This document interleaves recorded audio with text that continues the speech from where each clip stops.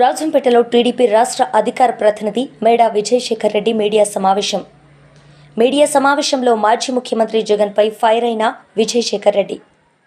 Jagan press మీట్లతో హడావిడి చేస్తే ప్రభుత్వం భయపడుతుందని భావిస్తున్నారు. నీ పర్యటన ఎక్కడుంటే అక్కడ డబ్బు, మద్యంతో జన సమీకరణ చేస్తున్నావు. రాష్ట్రంలో చేస్తున్న అభివృద్ధితో లోకేష్కి, కూటమి ప్రభుత్వానికి మద్దతు పెరిగింది. గత 5 సంవత్సరాల పాలనలో కుంభకోణాలు తప్ప నువ్వు చేస్తుంది ఏమీ లేదు. మద్యం కుంభకోణంలో రాజంపేట ఎంపీ మిథున్ రెడ్డికి 40,000 కోట్ల ముడుపులు, లక్షల కోట్లు దోచుకున్న పీఎంఆర్ సంస్థ అధినేత మిథున్ రెడ్డి. నెక్స్ట్ అరెస్ట్ అయ్యేది మిథున్ రెడ్డిని. మైన్స్, ల్యాండ్, శాండ్ అన్నిటిలోనూ వైసీపీ ప్రభుత్వం కుంభకోణం. వీటిపై సమగ్ర విచారణ చేసి చట్టపరమైన చర్యలు తీసుకుంటామన్న విజయశేఖర్ రెడ్డి. వైఎస్ఆర్ కాంగ్రెస్ పార్టీ నాయకులు పూర్తిగా అవినీతి పరులని తెలుగుదేశం పార్టీ రాష్ట్ర అధికార ప్రతినిధి మేడా విజయశేఖర్ రెడ్డి విమర్శించారు. రాజంపేట బైపాస్లోని తెలుగుదేశం పార్టీ కార్యాలయంలో గురువారం ఆయన విలేకరుల సమావేశంలో పాల్గొన్నారు. ఈ సందర్భంగా ఆయన మాట్లాడుతూ, గత ప్రభుత్వ కాలంలో 1-2 కాదు, 1,00,000 కోట్ల రూపాయల లిక్కర్ స్కామ్ జరిగిందని అన్నారు. వైకాపా పాలనంతా అవినీతి కుంభకోణాలమయమని తీవ్రంగా విమర్శించారు. ఒక రాజంపేట పార్లమెంట్ సభ్యుడు మిథున్ రెడ్డికి 40,000 కోట్ల రూపాయల లిక్కర్ అవినీతి నిధులు ముట్టాయని తెలిపారు. అందులో రాజంపేట ఎంపీ మిథున్ రెడ్డి ముఖ్యమైన పాత్ర పోషించారని తెలిపారు.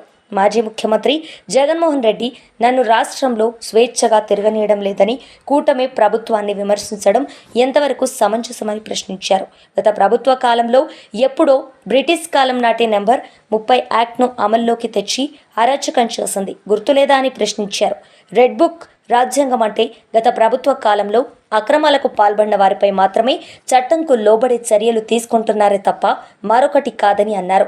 జగన్మోహన్ రెడ్డి దిక్కులేక పార్టీలోనే సహకరించేవారు, లేక ఆయనే స్వయంగా ప్రెస్ మీట్లు పెడుతున్నారని అన్నారు. ఆయన ప్రభుత్వంలో ఉండగా ఎందుకు ప్రెస్ మీట్లు పెట్టలేదని ప్రశ్నించారు. పలు ప్రాంతాల్లో పర్యటనలు సాగిస్తూ డబ్బు, మద్యం, బిర్యానీలు, మత్తు పదార్థాలు పంపిణీ చేసి జనాలను రప్పించుకొని వాళ్ల చేత అరుపులు, కేకలు వేయించుకొని సినిమా హీరో లెవెల్లో బిల్డప్ ఇస్తున్నారు తప్ప ఆయన మీటింగ్లకు స్వతహాగా జనాలు రావడం లేదని విమర్శించారు. ఈ కార్యక్రమంలో నాగిరెడ్డిపల్లి మేజర్ గ్రామ పంచాయతీ సర్పంచ్ జంబు సూర్యనారాయణ, లేబాక సర్పంచ్ లంకా కాయగారి నర్సయ్య, సూర్యనారాయణ, మాజీ సర్పంచ్, రాష్ట్ర ఈడిగా కార్పొరేషన్ మాజీ డైరెక్టర్ కొమర వెంకట నర్సయ్య, మాజీ ఉపాధ్యాయ సంఘం అధ్యక్షులు ముద్ద ఆదిశేషారెడ్డి, రాజంపేట మున్సిపాలిటీ కౌన్సిలర్ మురళి ఆచారి, గుండ్లూరు మాజీ సర్పంచ్ ముమ్మడి వేణుగోపాల్ రెడ్డి, తెలుగుదేశం పార్టీ నాయకులు ఏఎస్కేఎస్ సుబ్రహ్మణ్యం, కానకుర్తి వెంకటయ్య, బెస్త సుబ్రహ్మణ్యం, షేక్ మౌలా, గణపతి, నర్సింలు, ఈశ్వరయ్య, దిలీప్, వినురెడ్డి పెద్ద ఎత్తున కార్యకర్తలు, నాయకులు పాల్గొన్నారు. మీ నాయన వైఎస్ రాజశేఖర రెడ్డి, వాళ్ళ నాయన రాజారెడ్డి, ఇంకా వాళ్ళ నాయన పేరు ఏదైనా తెచ్చుకోండి. ఏడోడు భయపడేవాళ్ళు లేడు. తెలుగుదేశం పార్టీ 43 సంవత్సరాల చరిత్ర గల పార్టీ ఇది.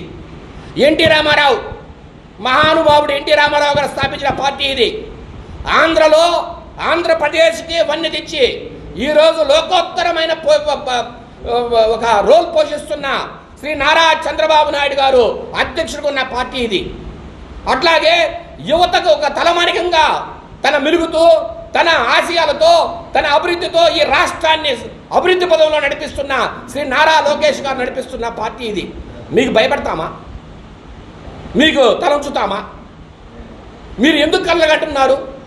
ఒకడెవడో ఒక ఫ్లెక్సీ పట్టుకుంటాడు, ఏదో ఇది గంగమ్మ జాతరలో తల్లబోస్తామంటాడు. ఏందది? ఎంత జుగుప్సకరంగా ఉంది అది. అసలు డిగ్నిటీ అనేది ఉందా? ఇంకొకటేడో వస్తాడు, జగన్ 2.0 అంటాడు. నువ్వెప్పుడు అధికారంలోకి వచ్చేది? వస్తే మాత్రం నువ్వేం పీకుతావు? నీ వల్ల ఏమవుతుంది? నువ్వేమి గత 5 సంవత్సరాలు ఏం పీకావు? మా నాయకుని అరెస్ట్ చేశావు. తెలుగుదేశం పార్టీ అధినేత నారా చంద్రబాబు నాయుడు గారిని 53 రోజులు జైల్లో పెట్టావు. రకరకాల నాయకుని అరెస్ట్ చేసి ఇబ్బంది పెట్టావు. మమ్మల్ని రోడ్ల మీద ఎక్కడ చేశావు. ఇంతకన్నా నువ్వేం చేయగలవు? ఈసారి వస్తే మాత్రం నీ వల్ల ఏమవుతుంది? నువ్వు పులివెందుల రెడ్డి అయితే మేము రాజంపేట ఎట్లం, మేమేం భయపడేవాళ్ళం కాదు మీకు. అది గుర్తుపెట్టుకో జగన్మోహన్ రెడ్డి. నువ్వు మేము అండగా ఉన్నాం తెలుగుదేశం పార్టీకి. ఇలాంటి ఎంతోమంది నాయకులు చాలామంది అండగా ఉంటారు తెలుగుదేశం పార్టీకి. నారా లోకేష్ గారిని కానీ, నారా చంద్రబాబు నాయుడు కానీ నువ్వు ఏమి పీకలేవు. ఇంకెంతకన్నా నేను ఎక్కువగా మాట్లాడలేవు ఏ ప్రెస్ మీట్లో కూడా.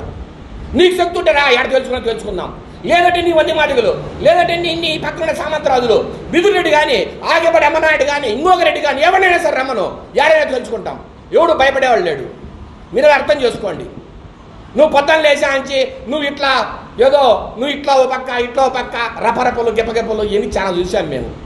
మమ్మల్ని భయపడించేంత సత్తా నీ దగ్గర లేదు. అధికారంలో ఉన్నాం కాబట్టి ప్రజలకు మేము రెస్పాన్సిబుల్ కాబట్టి ఇంతకన్నా మించి మాట్లాడితే బాగోదు కాబట్టి మాట్లాడలే. లేకపోతే ఏ స్థాయికైనా నేను మాట్లాడలే సత్తా మా దగ్గర ఉందని గుర్తుపెట్టుకో జగన్మోహన్ రెడ్డి గారు. మీకు ఎవరికి భయపడేవాళ్ళం కాదు మేము. దయచేసి ఇప్పటికైనా మీ అవాకులు చవాకులు మానండి, ప్రతిపక్ష పాత్ర పోషించండి.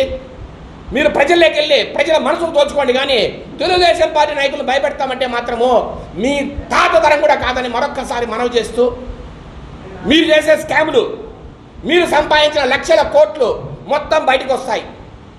ఈరోజే నిన్న చూసా నేను, హైకోర్టు స్టే రద్దు చేసింది. ముందస్తు బెయిల్ పిటిషన్ రద్దు చేసింది మిథున్ రెడ్డికి. నెక్స్ట్ మనోడే మిథున్ రెడ్డినే నెక్స్ట్ లోపలేసేది. ఇంకా ఎంతమంది ఉంటారు ఈ మాదిరిగా? ఎందుకంటే మీరు చేసిన అరాచకాలు అట్లాంటి. మీరు వేల కోట్లు సంపాదించారు, ప్రజల ఆరోగ్యంతో ఆడుకున్నారు. మీకు తెలియదా? ప్రజలకు తెలియదా? మిథున్ రెడ్డి కానీ పిఎల్ఆర్ కంపెనీ కానీ ఎంత దారుణంగా దోచేసిందో. కొన్ని లక్షల ట్రిప్పుల శాండ్ను, ఇసుకను ఇదే అన్నమయ్య జిల్లా నుంచి బెంగళూరు తరలించారు. మొత్తం 4-5 జిల్లాల్లో గ్రానైట్ ఎవరన్నా క్వారింగ్ చేయాలన్నా, లేదంటే మట్టి తోలుకోవాలన్నా, శాండ్ తోలుకోవాలన్నా, ఏం చేయాలన్నా సరే మీ పర్మిషన్ ఉండాల్సిందే. ఎవరైనా క్వారీ యజమాని మీ మాట లేదంటే 2 కోట్లు 3 కోట్లు ఫైన్ చేయించారు మీ నాయన ఆ మంత్రిగా ఉన్నప్పుడు, మైన్స్ మినిస్టర్గా ఉన్నప్పుడు. ఇంతకన్నా అన్యాయం ఎక్కడైనా ఉందా? నువ్వా మాట్లాడేది ప్రజాస్వామ్యం గురించి? జగన్మోహన్ రెడ్డి సిగ్గుందా అసలు నీకు అని? ఒక గంట మాట్లాడగలను నేను ఈ మాటలు మీరు చేసిన అరాచకాల మీద. మైన్స్లో ఎన్ని కుంభకోణాలు ఉన్నాయి? లిక్కర్ కుంభకోణం ఎంతది? శాండ్ ఎంతది? రకరకాల కాంట్రాక్ట్లు మీరు అప్పగించి ఎంత దారుణంగా దోచేశారు, ఎంతమందిని ఇబ్బంది పెట్టారు. ల్యాండ్ టైటిలింగ్ యాక్ట్ అనే ఒక చెత్త యాక్ట్ను తెచ్చి మీరు ఎంత ఇబ్బంది పెట్టాలని ట్రై చేశారు. దేవుడు దయ బాగుంది కాబట్టి ప్రజలంతా టీడీపీకి ఓట్లేసి ఊపిరి పీల్చుకున్నారు ఈరోజు. లేదంటే మీరు నింటే ఇంకొకసారి 5 సంవత్సరాలు మీరే వచ్చింటే ఏంది పరిస్థితి? ఆంధ్ర రాష్ట్ర పరిస్థితి సర్వనాశనం అయ్యేది కదా. మేము ఒక్కటే కోరుతున్నాం, ఆంధ్ర రాష్ట్ర ప్రజానీకానికి ఒక్కటే విజ్ఞప్తి చేస్తున్నాం. దయచేసి 2019 నుంచి 24 వరకు ఉన్న పాలన ఎట్లా ఉంది, ఇప్పుడు 24 నుంచి ఇప్పుడు దొరుకుతున్న పాలన ఒక్కసారి బేరీజ్ వేసుకొని మీరు ఒక్కసారి ఆలోచించండి. ఎంత ప్రజాస్వామికంగా, ఎంత అర్థవంతంగా అభివృద్ధి పదంలో నడిపిస్తున్న చంద్రబాబు నాయుడు గారిని, లోకేష్ గారిని మీరు ఆశీర్వదించాలి మరొక్కసారి కోరుకుంటూ అందరికీ వినమ్రంగా తెలియజేస్తూ సెలవు తీసుకుంటున్నాం. జై తెలుగుదేశం. ఆ రోజు నువ్వు అటవిక అరాచక పాలన చేసి ఈరోజు నువ్వేదో ఒక గొప్ప పరిపాలకుడువు, నువ్వేదో చాలా న్యాయం చేసావు జనానికి, ఇప్పుడేదో అన్యాయం జరుగుతుందని నువ్వు అమాయకుల్లాగా మాడుతున్నావే, దీనికి కాదా నేను సైకో అనేది? నీ మనసంతా సైకోయిజం. నువ్వు చేసింది అరాచక పరిపాలన, నువ్వు బేగరంగా అందరిని ఇబ్బంది పెట్టావు. కానీ ఈరోజు ఏమి తెలియని అమాయకుల్లాగా ఇది న్యాయమా, ఇది ధర్మమా, ఇది ఏంది చంద్రబాబు, నా మాట మా వారే వినంట. ముఖ్యమంత్రి నువ్వైతే మీ వాళ్ళేంది నేది? రేపు మళ్ళా నిజంగా నువ్వు వస్తానని కలగంటున్నావు. నిజంగా నువ్వు వస్తే ముఖ్యమంత్రి నువ్వు అవుతావా, మీ వాళ్ళు అవుతారా? మా వాళ్ళు నా మాట వినరంటే అంటే ఏం చేస్తారు? ఇక్కడ సూటిగా ఒకటే చెప్పదలుచుకున్నాం, జగన్మోహన్ రెడ్డి ఈరోజు ఫ్రస్ట్రేషన్లో ఉన్నాడు. జగన్మోహన్ రెడ్డి కనీసం ప్రెస్ మీట్ పెట్టడానికి నాయకులు దొరకట్లా. ఏ నాయకులైతే ఆంబోతుల్లాగా ఇంత నోరేసుకొని మాట్లాడారో తెలుగుదేశం పార్టీ నాయకులను కానీ కార్యకర్తలు కానీ ఆ రోజు 5 సంవత్సరాల పరిపాలనలో కనీసం వాళ్ళు ఎవరు కూడా ఇప్పుడు అంత కనుమరుగే పరిస్థితి. ఎవరు కూడా ఒక ప్రెస్ మీట్ పెట్టో రోడ్డు మీదకి వచ్చి మాట్లాడే పరిస్థితి లేకుండా పోయింది. కాబట్టి దిక్కులేని పరిస్థితుల్లో ఈరోజు జగన్మోహన్ రెడ్డి గారు ఈరోజు బయటకు వచ్చి ప్రెస్ మీట్లు పెడుతున్నారు. గత 5 ఏళ్ల పాలనలో నువ్వు ఎన్ని ప్రెస్ మీట్లు పెట్టావు? ఒక్కసారి ఆలోచించాలి, జనం అంతా కూడా ఆలోచించాలి. ఈరోజు ఆంధ్ర రాష్ట్ర ప్రజానీకం గత 5 ఏళ్ల పరిపాలనలో ఎన్నో సమస్యలు ఉన్నప్పుడు ఎన్ని రోజులు నువ్వు ప్రెస్ మీట్కి వచ్చావు జగన్మోహన్ రెడ్డి గారు? ఒక్కసారి ఆలోచించండి. ఈరోజు 2 రోజులకు ఒకసారి ప్రెస్ మీట్ పెడుతున్నావు. ఏమంటే నీ కోసం ప్రెస్ మీట్లు పెట్టే నాయకులు లేకుండా పోవడం, వారు చెప్పిన కహానీలు వినలేకపోవడం, జనములో మిమ్మల్ని చీదరించుకోవడం, అందుకనే నువ్వు బయటకు వస్తున్నావు. ఈరోజు మీరు చేసిన అరాచకాలు, మీరు చేసిన కుంభకోణాలు, 1-2 కుంభకోణాలు, ఒక్క లిక్కర కుంభకోణంలోనే 1,00,000 కోట్ల అవినీతి. మళ్ళా చెప్తున్నా ఆన్ రికార్డ్, ఒక్క లిక్కర్ కుంభకోణంలో 1,00,000 కోట్ల అవినీతి. ఆ 1,00,000 కోట్లలో 40,000 కోట్లు ఒక్క ఈ రాజంపేట ఎంపీ మిథున్ రెడ్డికే వచ్చాయి డబ్బులు. ఆన్ రికార్డు చెప్తున్నా ఈ మాట నేను. 1,00,000 కోట్లలో 40,000 కోట్లు రాజంపేట ఎంపీ మిథున్ రెడ్డికి ఆ డబ్బులు చేరాయి. 40,000 కోట్లు, 1 కోటి 2 కోట్లు కాదు, 40,000 కోట్లు. అలాంటి వ్యక్తి హైకోర్టు నిన్న ముందస్తు బెయిల్ పిటిషన్ రద్దు చేస్తే దానికి ఏదో భయపడిపోతున్నారు, ఏదో బాధపడిపోతున్నారు. రెడ్ బుక్ పరిపాలన అంటారు. రెడ్ బుక్ పరిపాలన అంటే ఏంటి? ఆ రోజు లోకేష్ గారు ఏం చెప్పారు? ఎవరైతే చట్టాన్ని చేతుల్లోకి తీసుకొని ఎవరైతే మా తెలుగుదేశం పార్టీ కార్యకర్తలు కానీ నాయకులను కానీ ప్రజలను కానీ అప్పనంగా దోచుకున్నారో, రూల్స్ వ్యతిరేకంగా కేసులు పెట్టారో, లేదంటే అప్రజాస్వామ్యంగా ప్రవర్తించారో వాళ్ళను చట్టంలోనికి తీసుకొస్తాం, చట్టానికి గురి చేస్తాం, వారికి తగిన గుణపాఠం చెప్తాం అనేది రెడ్ బుక్. రెడ్ బుక్లో ఎవరిని అమాయకులైన ప్రజలను కానీ లేదంటే అమాయకులైన నాయకులు కానీ కార్యకర్తలు కానీ ఇబ్బంది పెట్టాలని ఎక్కడా చెప్పాలా లోకేష్ గారు. ఎవరైతే స్కాములు చేసి, ఎవరైతే అరాచక పరిపాలన చేసి, ఎవరైతే నాయకులను కార్యకర్తలను ఇబ్బంది పెట్టారో, ఎవరైతే ప్రజలను ఇబ్బంది పెట్టారో వాళ్ళను చట్టము లోబడి, చట్టానికి లోబడి వాళ్ళకి శిక్షించడమే రెడ్ బుక్ పరిపాలన. అదేం తప్పేం కాదే. నారా లోకేష్ గారు ఎక్కడ తప్పు చేయలేదే. నిజంగా నారా లోకేష్ గారు నిజంగా ఇబ్బంది పెట్టాలనుకుంటే మీరు ఈ మాదిరిగా ప్రెస్ మీట్ పెట్టగలరా? మీరు ఈ మాదిరిగా ధర్నాలు చేయగలరా? విద్రోహ దినం అని ఒకటి చేశారు, తర్వాత అదేదో వెన్నుపోటు దినం అని ఒకటి చేశారు, ఈరోజు ఏదో రీకాలింగ్ మేనిఫెస్టో అని ఒకటి చేస్తున్నారు. మీరు చేసే ప్రతి ప్రోగ్రాం ఈ రాజంపేటలోనే ఒకసారి ఆలోచించండి. మీరు రాష్ట్ర వ్యాప్తంగా ఈ రాజంపేటలో కానీ మీరు చేసే ప్రతి ప్రోగ్రాంను పోలీసులు 2-3 సిఐలు, 2-3 ఎస్ఐలు, 20 మంది కానిస్టేబుల్ని పెట్టి మీకు ప్రొటెక్షన్ ఇచ్చి మరీ చేస్తుంది గవర్నమెంట్. ఇది ప్రజాస్వామ్యం కాదా? ఇక్కడెక్కడైనా ప్రాథమిక హక్కులకు భంగం కలుగుతోందా? ఇంత భారీ భద్రత మీకిస్తూ ప్రతిపక్ష పార్టీ పోషించాలే పాత్రను మీ దగ్గర పోయించేస్తూ, మీరు చేసిన ధర్నాలకు ర్యాలీలకు అందరికీ మీకు రక్షణ ఇస్తూ, ప్రజల దగ్గరికి పోవడానికి మీకు రక్షణ కల్పిస్తుంది ఈ ప్రభుత్వాన్ని మీరు తిట్టేది. ఇంతకన్నా ప్రజాస్వామిక పరిపాలన ఎక్కడైనా ఉంటుందా? ఒకప్పుడు 5 సంవత్సరాలు మీరు చేసిన అప్రజాస్వామిక పరిపాలనకు ఇప్పుడు చేస్తున్న ప్రజాస్వామిక పరిపాలనకు ఒక్కసారి రాష్ట్ర ప్రజలకు చెప్తున్నాం, ఒక్కసారి ఈ తేడాను ఆలోచించండి. ఒకప్పుడు ప్రతిపక్షాలు ఎలా అణగదొక్కారో ఇప్పుడు ప్రతిపక్షం మీద ఏ రకమైన కేసులు పెట్టకుండా, ఏ రకమైన ఇబ్బందులకు గురి చేయకుండా వాళ్ళు ప్రజల్లో పోవడానికి ఎలా రక్షణ కల్పిస్తున్నారు ఒక్కసారి రాష్ట్ర ప్రజలంతా ఆలోచించాలి. ఆయన ఏదో సినిమా డైలాగ్ చెప్తాడు, రప్ప రప్ప అంటాడు.